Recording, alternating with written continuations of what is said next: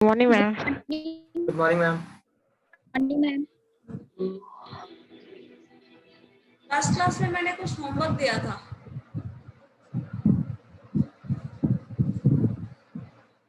Impact क्या होगा अगर हम सारे मार्क्स में ऐड कर दें, सबको इक्वल मार्क्स एक्स्ट्रा दें, कुछ कम करें, ऐसा कुछ कहा था मैंने।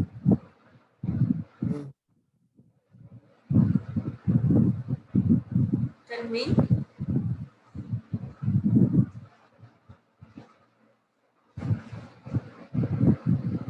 बताओ जल्दी।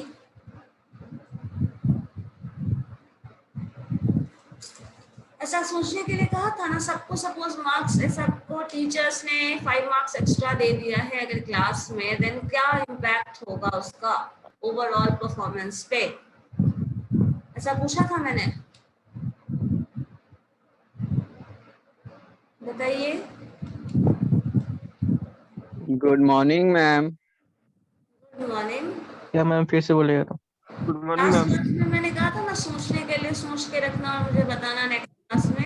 अगर सबके नंबर में जितना भी क्या मार्क्स क्या मैम फिर से रिपीट कीजिए ना। सबका मार्क्स जितना भी आया है उसमें 5 मार्क्स एक्स्ट्रा दे दिया जाए किसी को, सबको पूरे क्लास को 5 मार्क्स एक्स्ट्रा मिल रहा है, तो क्या थैंक यू मैम। क्या इम्पैक्ट आएगा।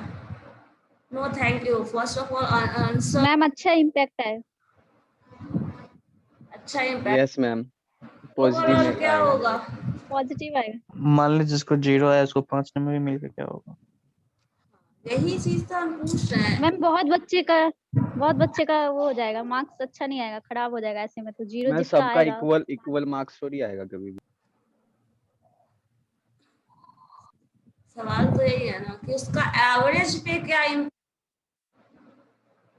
हेलो मैम, वॉइस नहीं आ रहा आपका। गलत नेटवर्क इम्पैक्ट आएगा मैम, सही नहीं आएगा। नेटवर्क एरिया में आओ, और क्या कर सकते हो बताइए जल्दी। सब लेंगे 5 मार्क्स ना 10 मार्क्स। मैम बताओ बताना क्या क्या है? इम्पैक्ट आएगा अगर क्लास में सबको 5 मार्क्स एक्स्ट्रा मिल जाए, देन एवरेज मार्क्स पे क्या चेंज होंगे। और अगर सबको 5 मार्क्स कम कर दिया जाए तो क्या इम्पैक्ट होगा एवरेज पे, ये मैं पूछ रही हूँ, आपको आंसर करना है।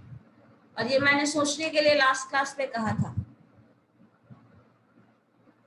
तो इसको हम सब मैम जिसका मार्क्स कैसे अच्छा आएगा बना वो तो सकते हैं? अच्छा आ जाएगा, उसका तो अच्छा आ जाएगा 5 मार्क्स अगर उससे मिल जाता है। और लेकिन दिमाग जिसका कहाँ रख कम के आए। बात अरे कर वो रहे थोड़ी हो। होगा, प्रैक्टिकली अच्छा तो करना है होगा। क्या, ऐसे ही सोच अरे रहे हो? दिमाग कहाँ रख के बात कर रहे हैं। बात ये है एवरेज पे क्या असर पड़ेगा। एवरेज जो ऑलरेडी था वो फिक्स था ना, हाँ, उसके लिए माइनस नेगेटिव प्लस दोनों होगा मैम। उसमें क्या चेंजेस आएंगे। कुछ ऐड हो जाएगा, कुछ सब्सट्रैक्ट ऐड करेंगे तो एवरेज बढ़ जाएगा मैम, और हाँ माइनस एवरेज करेंगे तो घट बढ़ेगा। जाएगा। Average yes ma'am. बढ़ेगा तो कितना बढ़ेगा। 5 मार्क्स बढ़ेगा, 5 5 मार्क्स मार्क्स। सबको दे जितना मार्क्स ऐड किया है उतना सबका बढ़ जाएगा, उतना। हाँ तो मैम। एवरेज भी बढ़ जाएगा उतना। और हाँ अगर हम उतना कम करते हैं तो वो सबका कम हो जाएगा कर मार्क्स। सबका कम जाएगा। Yes ma'am.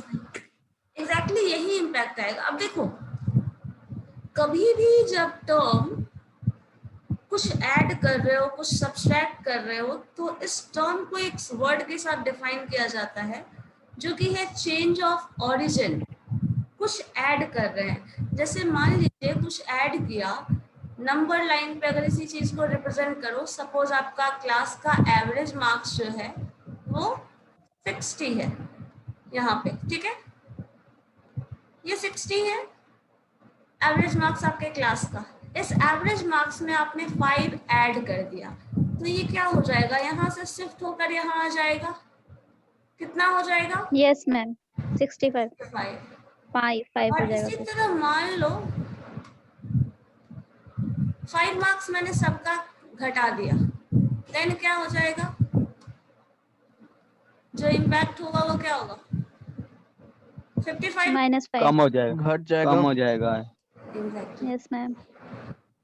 अब इसी चीज को थोड़ा हम साइंटिफिक टर्म इस्तेमाल करें तो इस चीज को क्या बोला जा सकता है। इस केस में क्या हो रहा है, टू द राइट शिफ्ट हो रहा है इंक्रीमेंट होता है तो to the right, and decrement होगा और तो टू लेफ्ट। लेफ्ट शिफ्टिंग होगी, ठीक है।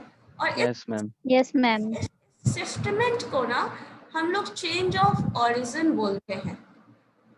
ये ओरिजिन शिफ्ट कहाँ आ गया, यहाँ आ गया in case of increment. In case of decrement ये जो ओरिजिन है वो शिफ्ट होकर यहाँ आ गया, इसी को बोला जाता है चेंज ऑफ ओरिजिन। क्लियर है ये चीज? अब change yes ma'am. Yes ma'am. Word इस्तेमाल करेगा तो कोई कंफ्यूजन नहीं होगी। No ma'am. मैम। इसी तरह एक और वर्ड है चेंज ऑफ स्केल। मान लो सारे मार्क्स में 5 से मल्टीप्लाई कर दे, जो भी मार्क्स आया था आपका, मार्क्स 50 हो 60 हो, आप उसको 5 से मल्टीप्लाई कर दीजिए। Multiply yes ma'am. क्या होगा, वो 5 टाइम्स इंक्रीज हो जाएगा। Yes ma'am. Yes ma'am. Suppose ऐसा करो, अपने मार्क्स को 5 से डिवाइड कर दो, तो क्या होगा, उतना टाइम्स डिक्रीज हो जाएगा वो, ठीक है। तो यस मैम। यहाँ क्या हो रहा है, ये जो वर्ड होगा यहाँ पे शिफ्टमेंट हो रहा है, मल्टीप्लाई कर रहे हैं तो जितना था उसका दुगना तिगुना चार गुना जितना भी आप कर रहे हो, that is increment, showing increment. Yes ma'am. Divide कर दे रहे हैं तो वो शो कर रहा है डिक्रीमेंट। डिक्रीजमेंट। तो होगा इस टर्म को जो आप मल्टीप्लिकेशन और डिवीजन के साथ कर रहे हैं, that term is known as change of scale. So अब क्या कर रहे हैं हम लोगों ने, किया क्या, चेंज ऑफ ओरिजिन और change of yes ma'am. Scale. अब देखो, कभी भी कैलकुलेशन करने बैठ रहे हैं, आपके पास डेटा है, आपको पता है आपको ह्यूज डेटा से डील करना है, बहुत सारा नंबर्स मिलेगा सॉरी नंबर्स मिलेगा, तो उस नंबर से डील करना है। अब बहुत सारे नंबर से डील करना है तो उसमें आपने इतना नंबर ऑलरेडी और ऐड कर दिया, तो क्या हो जाएगा, नंबर और ज्यादा बड़ा हो जाएगा, लार्जर नंबर मिल जाएगा, और यस मैम। कैलकुलेशन जो होगा वो और ज्यादा मुश्किल होगा। नंबर अगर ज्यादा बड़ा आ रहा है तो क्या होगा, कैलकुलेशन जो होगा वो ज्यादा टफ हो जाएगा। अगर वही नंबर स्मॉलर आ जाता है तो कैलकुलेशन क्या हो जाता है, इजियर हो जाएगा, होगा या नहीं, मुझे बताओ। नंबर अगर लार्जर आएगा तो कैलकुलेशन टफ होगा, नंबर अगर इजियर आएगा तो कैलकुलेशन इजियर होगा। कैसे आप लोगों को क्वेश्चन दिया गया था क्लास में, तो बोल रहे थे बहुत ज्यादा बड़ा नंबर है ना, ये कैलकुलेशन करेंगे तो बहुत टाइम मैम। लगेगा, ऐसा बोलते हो ना। तो वो क्या हो रहा है, यस ज्यादा मैम। कॉम्प्लिकेटेड हो रहा है। तो हम लोग क्या करते हैं, मान लीजिए हमारे पास जो भी टर्म है, एक हम नोटेशन डाल रहे हैं, ध्यान से देखिएगा क्या है, नोटेशन है, और इसमें वेरिएबल जो हमारे पास है x, हमारे पास वेरिएबल पहले से x होता है,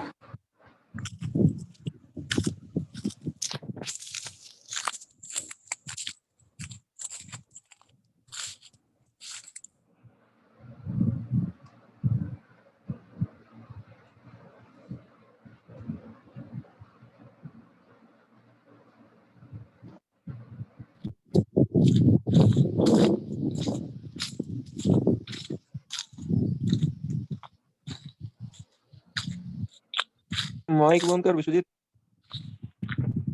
मैम वॉइस नहीं आ रहा है कुछ भी। यस मैम, आपकी आवाज नहीं। बोल ही नहीं रही थी मैम। अभी तो मैं बोल ही नहीं रही थी तो आवाज कैसे जाएगी। देखो, जो ऑब्जर्वेशन है उसमें से घटा दिया और हम क्या कर रहे हैं, h से डिवाइड कर दे रहे हैं, ठीक है। कर क्या रहे हैं, देखो, एक ऑब्जर्वेशन जो आपके पास वेरिएबल x होता है किसी भी डेटा में, उसको करके हम लोग देखेंगे क्या आ रहा है, उसमें से मैंने एक कांस्टेंट घटा दिया, लाइक 5, अभी जो एग्जांपल ले रहे थे वैसे 5 नंबर घटा दिए, और उसी तरह हम डिवाइड कर रहे हैं कुछ नंबर से, ठीक है। तो x माइनस a और h एक नंबर जो डिवाइड कर रहे हैं, इस टर्म को बोलते हैं, अगर हम ये दोनों काम कर लें। मैम आवाज मैम, बहुत H आ क्या रहा होता है। है?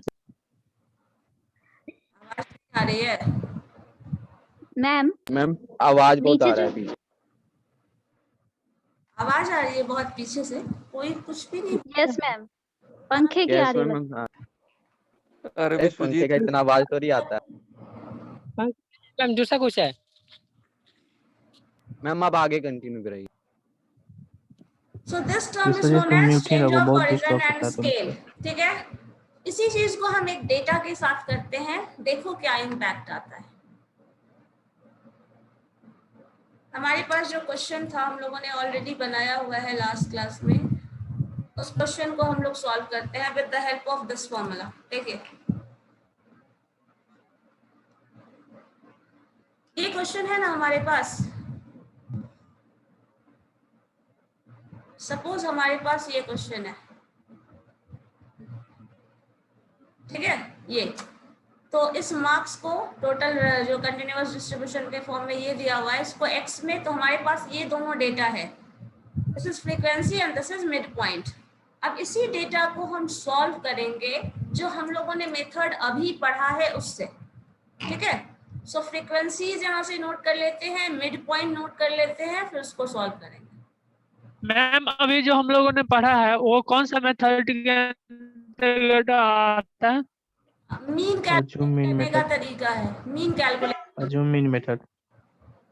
Assume in method. बोल सकते हो, हाँ बोल सकते हो, बट एक्चुअली उसका जो साइंटिफिक नेम है that is change of horizon and scale. Assume आप बोल सकते हैं, कोई प्रॉब्लम नहीं मैम है। उस दिन जो हम दिखाए थे वो भी, मैम उस दिन जो हम आपको दिखाए थे क्वेश्चन जो बना के, वो भी तो एज्यूम मेथड से था, तो आप बोले कि वो तो है नहीं। अब ऐसा बोल दिया मैंने। मैम दोनों फॉर्मूले से बन सकता है ना, उस वाले से भी उस वाले से। मैम आप भी तो बोले तो आवाज कट रहा है कि सनी आवाज तुम्हारा नहीं आ रहा है। अरे हम याद रखेंगे जैसे, हमको क्या पता।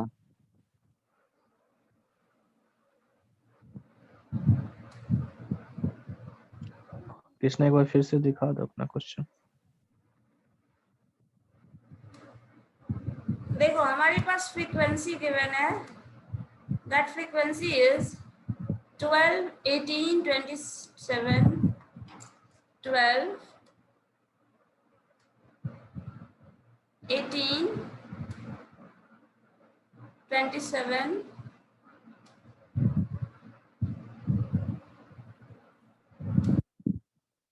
20,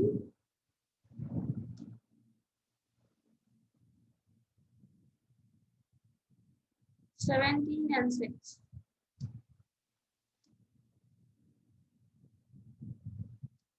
17 and 6 और आपके पास जो x है, that x is 5, 15, 25. This is first is 5, 15, 25, 35, 45 and 55।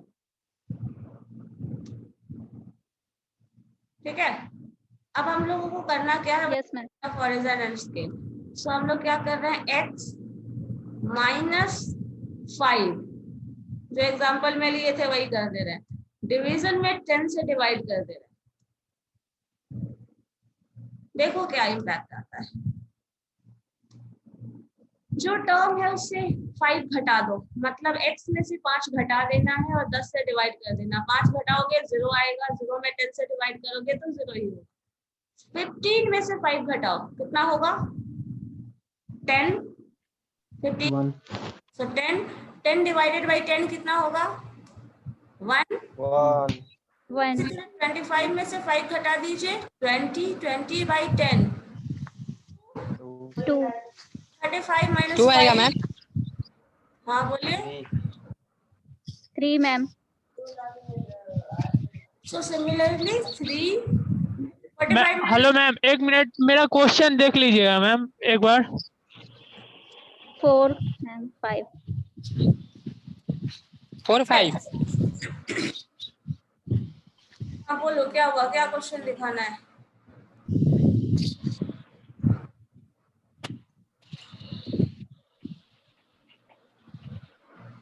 Ma'am ये क्वेश्चन जो हम बनाए हैं वही टर्म है जो आप अभी बना रहे हैं, और ये जो हम आपको लास्ट क्लास में दिखाए थर्ड नहीं है। क्या नहीं है,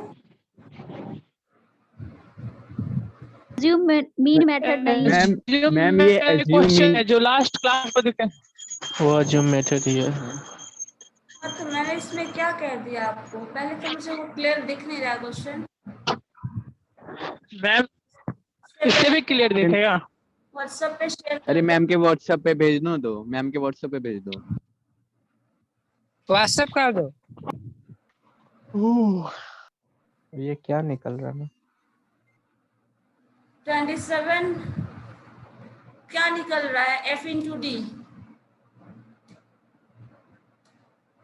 जो D कैलकुलेट किया था ये।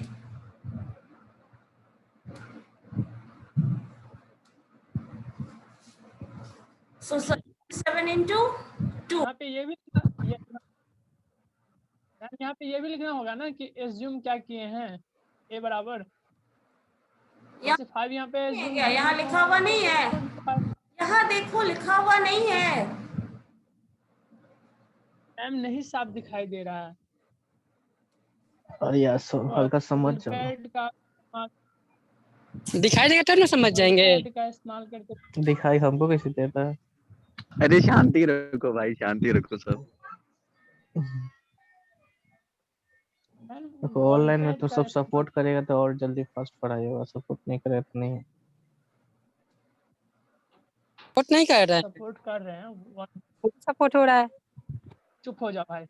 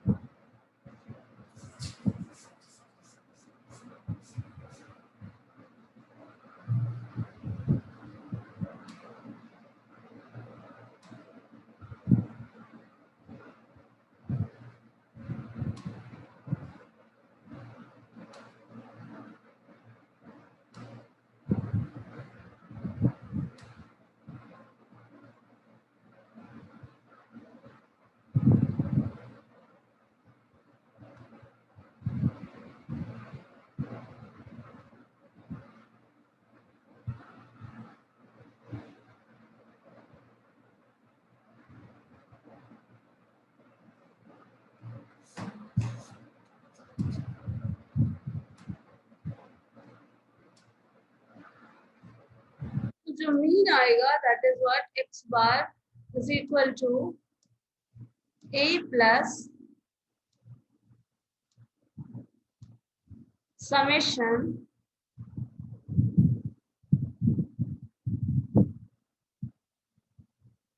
h टाइम्स समेशन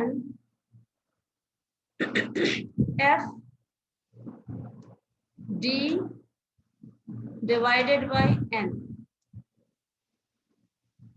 सो यहाँ a जो है दैट इज 5 प्लस h जो है वो हमारा 10 है। So this is 10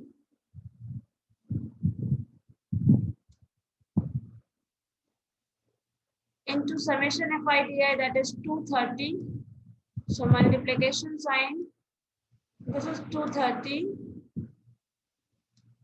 The whole term is divided by, ये total frequency को add कर लीजिए, this is 100. So ये term divide करोगे, this is 100. This term will cancel this one, 0 0. Sorry. Just 0 0 with this 0. So अब देखो यहाँ बचा 23 and this is 5. So this is what 28. ये सॉल्यूशन तब आया है जब हम लोगों ने change of origin and scale किया। और अगर इसी क्वेश्चन को जो हम लोगों ने लास्ट डे बनाया था जस्ट उसको देख लें, ये तो देखो इसका भी जो आंसर है वो सेम है। यहाँ हमारा number of students frequency given है, this is mid point given है। इन दोनों को मल्टीप्लाई कर रहे हैं तो इतने सारे टर्म्स आ रहे हैं, टोटल 2800 आ रहा है। मीन घटा रहे हैं दैट इज 28। यहाँ भी मीन 28 आया है और जो हम लोगों ने कैलकुलेशन किया है उसके बेसिस पे वो भी जो रिजल्ट आया है वो भी 28 आया। दैट मीन्स अगर हम change of origin and change of scale करते भी हैं तो उसका मीन पे कोई असर नहीं आएगा, दैट मीन्स मीन पे कोई इम्पैक्ट नहीं होगा। सो हम लोग इस मेथड से भी क्वेश्चन सॉल्व कर सकते हैं और इस मेथड से भी क्वेश्चन सॉल्व कर सकते हैं, लेकिन यहाँ अगर करेंगे तो कैलकुलेशन जो है वो देखिए आपका जो आ रहा है 12 into 5, 18 into 15 और ये सब कैलकुलेशन करके इतना लंबा चौड़ा कैलकुलेशन आ रहा है, लेकिन उस केस में उतना बड़ा कैलकुलेशन नहीं होगा। बस ये क्लियर करो। हाँ चंदन बोलिए।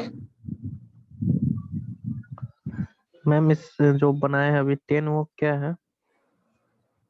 10 यहाँ पे मैंने किया था change of origin and scale में 10 से डिवाइड किया है, देखो डिवाइड किया, 5 लेकिन घटाए उसको थे क्या? इससे, हाँ वो हम 10 समझ से रहे, डिवाइड लेकिन 10 किए, यहाँ फिर क्या है? 10 है स्केल, चेंज ऑफ ओरिजिन मैंने बताया ना, चेंज ऑफ स्केल, डिवीजन किया that is change of scale, घटाए 10 के जगह कुछ भी लिख सकते हैं। ओरिजिन, 10 के जगह हम 20 भी लिख सकते हैं। हमारी मर्जी, लिख सकते हो, कुछ भी लिख सकते हो, कुछ भी एक पर्टिकुलर नंबर से आप घटा रहे हैं, कुछ भी अपने मर्जी से पॉइंट लेकर जो आपको कन्वीनियंट लगे वैसे कुछ भी तो कह इसको हम और तो सिर्फ हम इसको डिवाइड नहीं करेंगे, सिर्फ माइनस करके भी बना सकते हैं। तो भी कर सकते हैं, लेकिन तब भी कैलकुलेशन मुश्किल ही रहेगा, तब भी कैलकुलेशन ज्यादा ही रहेगा। 5 घटा दो यहाँ, सपोज आप इसमें 0 हो गया, इसमें घटाओ, 15 में से 5 घटाओगे 10 10 आएगा, 10 आएगा, 10 को मल्टीप्लाई करो 18 से 180 आएगा, फिर से कैलकुलेशन ज्यादा रहा ना, कैलकुलेशन रिड्यूस तो हुआ बट बहुत ज्यादा रिड्यूस नहीं हुआ, और अगर डिवाइड कर दे रहे हैं तो और रिड्यूस हो रहा है। अब आप इसी में देख लीजिए, आपने जो घटाने वाला काम सिर्फ करना है, सिर्फ 5 घटा दिए 10, इसमें से 25 में से 5 घटा दिए तो 20, सॉल्यूशन हल्का कर दिए ना। बस यही चीज बताना चाह रहे हैं कि अगर हम change of origin and change of scale साथ साथ अप्लाई करते हैं तो हमारा कैलकुलेशन रिड्यूस हो जाएगा, लेकिन रिजल्ट जो आ रहा है उस रिजल्ट पे कोई इम्पैक्ट नहीं होगा। एग्जैक्टली यही चीज मैं आपको इतने देर से बताना। तो इसमें क्लास इंटरवल भी लिखते हैं, इसमें क्लास क्लास इंटरवल इंटरवल में लिखना चाहो लिख लो तुम, मुझे करना तो नहीं था कैलकुलेशन, तो मैंने नहीं लिखा, डेटा गेम है तो आप तो नहीं, क्वेश्चन में तो क्लास इंटरवल दिया रहेगा ना, तो लिखो ना, किसने मना किया? मना नहीं ना, हम सिर्फ पूछे।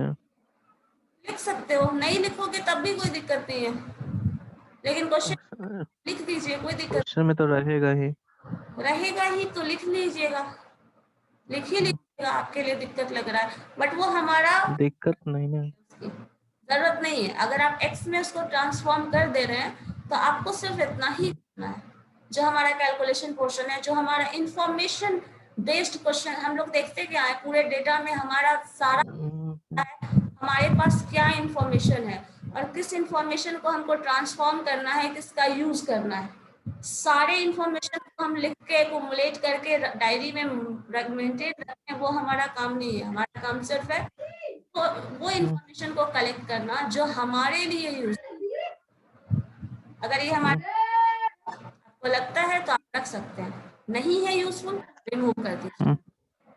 तो फॉर्मूला में a प्लस क्या लिखे हो, h, a प्लस एच, हाँ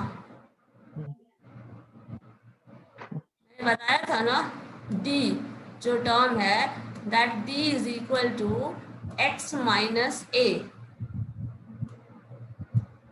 बाई h फॉर्मूला याद रखो, यहाँ डी आई हो जाएगा, अगर डी आई लिखते हो तो यहाँ एक्स आई हो जाएगा। ये फॉर्मूला इसी को change of origin and scale दोनों अप्लाई करके हम लोग इस्तेमाल करते हैं इसी फॉर्मूला, और अगर करते हैं तो फॉर्मूला ये जनरेट होता है। इसके लिए देख सकते हैं मैंने प्रूफ भी रखा है, जो मीन चेंज आएगा उसके लिए d is equal to x i minus a, तो ये h कर दिया, समेशन अप्लाई करेंगे, h is a constant, a is a constant, तो इस पे समेशन अप्लाई नहीं होता, समेशन इस पे करेंगे तो ये और n से डिवाइड कर दिया दोनों तरफ, तो ये इतना टर्म आ जाएगा। समेशन मल्टीप्लाई करो, अपनी मर्जी से किया है, मॉडिफाई कर रहे हैं हम, जो रिलेशन हमारे पास है उस रिलेशन में उसको फिट कर रहे हैं। तो समेशन अप्लाई कर दिया, देन n से डिवाइड कर दिया, तो हमारे पास ये जो आएगा ये di/n summation x/n, capital N small n दोनों यहाँ एक करता है। ये समेशन समेशन कैंसिल, सो एक टर्म जो ये आया इसी से ये फॉर्मूला रिड्यूस होकर आया है। तो आप फॉर्मूला याद रखें तो भी आपके लिए हो जाएगा काम, नहीं तो आप तो पूरा प्रूफ भी कर सकते हैं, लेकिन प्रूफ करना आपका टास्क नहीं है, आपको अल्टीमेटली इस फॉर्मूला को यूज करना है, देन वही करें तो ज्यादा बेटर है।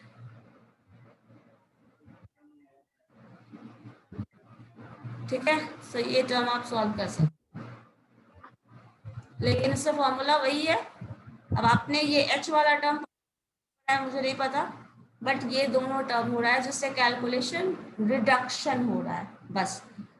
अब चूंकि हमारे पास डेटा अभी ये बहुत सिंपल डेटा दिख रहा है, जब आप बड़े बड़े ऑर्गेनाइजेशन का डेटा डील करेंगे, डिस्कस करेंगे, गवर्नमेंट का डेटा देखेंगे, या फिर सपोज इसी डेटा को और लार्जर नंबर पे ले आओ, 10, 20, 50 डेटा है, तब कैलकुलेशन करना आपके लिए बहुत ज्यादा मुश्किल होगा।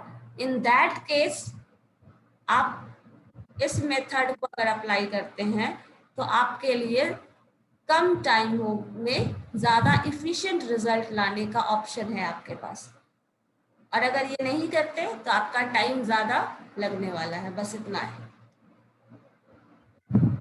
ठीक है, सो ये रिडक्शन ऑफ टाइम करके कैलकुलेशन रिड्यूस करके, और कैलकुलेशन रिड्यूस हो जाता है तो सबसे पहला काम पता है सबसे इंपॉर्टेंट चीज क्या होता है, आपका एरर होने का चांसेस कम हो जाता है।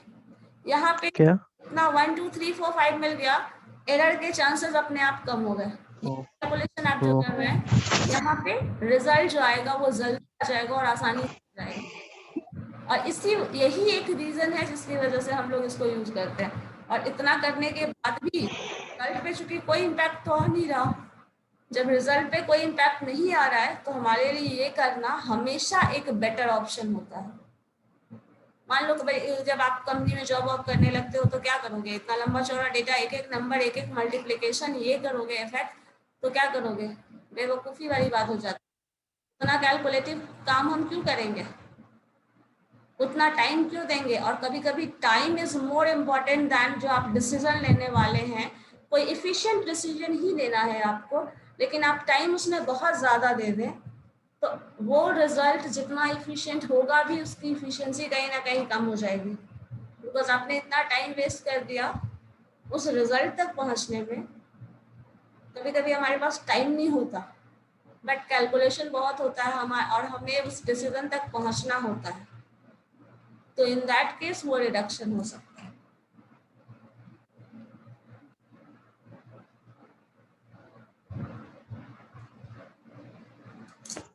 आप लोग एज्यूम्ड मीन वाला मेथड बोल रहे हैं ना, यही तो है जो वहाँ मीन सिर्फ 10 हट जाएगा, क्या, यही तो है ना मैम एज्यूम मीन मेथड। हाँ, तो उसमें एक टर्म होता है ना एज्यूम मीन में, जब भी होता है ना तो आपने एक, उसका कहने का मतलब है आपने एक एज्यूम कर लिया कोई मीन और उससे अकॉर्डिंगली सॉल्व कर रहे हैं, लेकिन तो यही तो टर्म होता है जब वो। इसमें 10 एक्स्ट्रा लगा दिए, 10 से डिवाइड कर दिए। हाँ, तो ये इसीलिए कहा this term is what the scientific name of this term is change of origin and change of scale. ठीक है, this is change of origin and change of scale, and with the change of origin and scale क्या impact आया है हम लोग वो देख रहे हैं। हो गया, हाँ, हो गया सॉल्व इसका। तो इसी ऐसा करो। हाँ कृष्णा बोलो। अटेंडेंस मैम इससे तो कोई ऐसा इम्पैक्ट नहीं है, अगर हम वैसे भी बना तब पर भी 28 आ रहा है और ऐसे भी बनाते तो 28 आ रहा है।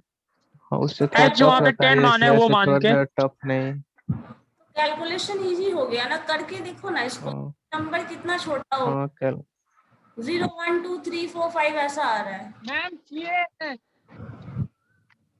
मैम किए हैं, करके नहीं, मतलब करके बता रहे हैं उसके बाद। तो क्या हो आंसर तो रहा है? सेम ही है। मतलब सेम आंसर आ रहा है, कोई डिफरेंस नहीं आ रहा दोनों में। तो क्या सेम कर आंसर रहे आएगा ही भाई। आंसर तो हर केस में ही सेम आएगा, मैंने कहा ना। Yes ma'am. कैलकुलेशन रिड्यूस होगा। तुम 5 की जगह कुछ हो भी रहा है या मानो नहीं, फिर भी मुझे आंसर ये सेम बताओ। आएगा।